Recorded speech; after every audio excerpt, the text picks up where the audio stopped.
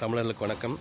அதாவது ஒரு ஃப்ரிட்ஜ் ஆகட்டும், ஒரு வாஷிங் மிஷின் ஆகட்டும், ஒரு எலக்ட்ரானிக் அதாவது எலக்ட்ரிஷியன் வேலையாகட்டும், ஒரு பிளம்பிங் ஆகட்டும், ஒரு பைப்பு ஏதாவது வீட்டுக்குள்ளே ஏதாவது ஒரு டெக்னீஷியன் கூப்பிட்டு அதை ஃபால்ட்டு பார்க்க சொல்கிறீங்க.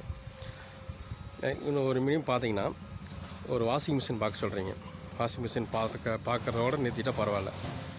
அந்த பைப் மாட்டி கொடுங்க, இந்த ஒயர் தொங்கிட்டு இருக்குது, கனெக்ஷன் பண்ணி கொடுங்க.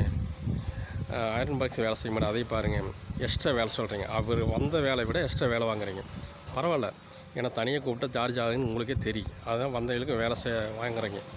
ஆனால் அதே அந்த நல்ல மனசோட டெக்னீஷியன் வரவங்களுக்கு 100, 50, 200 சேர்த்து கொடுக்கணும். மினிமம் சார்ஜ் பார்த்து கொடுத்தாலே அது வந்துட்டு போகிற சார்ஜு பெட்ரோல் செலவுக்கு, டீ செலவுக்குனாலும் 200 நீங்கள் மேக்ஸிமம் கொடுத்தாகணும்.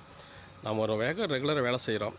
அந்த வேலை செய்யும்போது சம்பளம் கட்டுவலி ஆகுறீங்கன்னா, சம்பளம் இத்தனை நாள் ஒர்க் பண்ணியிருக்கேன், அதில் 100, 200 கம்மி பண்ணி கொடுத்தீங்கன்னா வாங்குவோமா? வாங்க மாட்டோம்ல. அந்த மாதிரி தான் அவிலும். ரெகுலராக நம்மளுக்கு ஒரு டெக்னீஷியன் வேணும், நல்லபடியாக பண்ணி கொடுக்குறாங்க, நல்லபடியாக பேசுகிறாங்க அப்படின்னா தயவுசெய்து அவங்களுக்கு ஒரு 100, 50 சேர்த்து கொடுங்க. மினிமம் அதுவும் வேலை செய்யலைனாலும் இவ்வளோ சார்ஜ் ஆகுன்னு சொல்கிறாங்க. அதுக்காக நீங்கள் மினிமம் சார்ஜ் 200 கொடுத்துருங்க.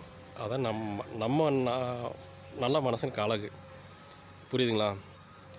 எக்ஸ்ட்ரா வேலை கொடுத்து போட்டு காசு கொடுக்க முடியும்னா அடுத்த தடவை கூப்பிட்டா கண்டிப்பாக வர மாட்டாங்க. அந்த வீட்டுக்கா டெக்னீஷியனுக்கு ஒன்றும் வீட்டுக்கு சொல்லிகிட்டே தான் போவாங்க. அந்த வீட்டுக்கு யாரும் போக மாட்டாங்க.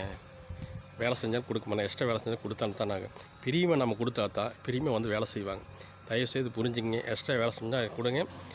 வரைகளுக்கு ஒரு தண்ணி டீ காப்பி கொடுங்க. தயவுசெய்து அதை புரிஞ்சுங்க. மீண்டும் அடுத்த ஆடியோ சந்திப்போம். நன்றி, வணக்கம்.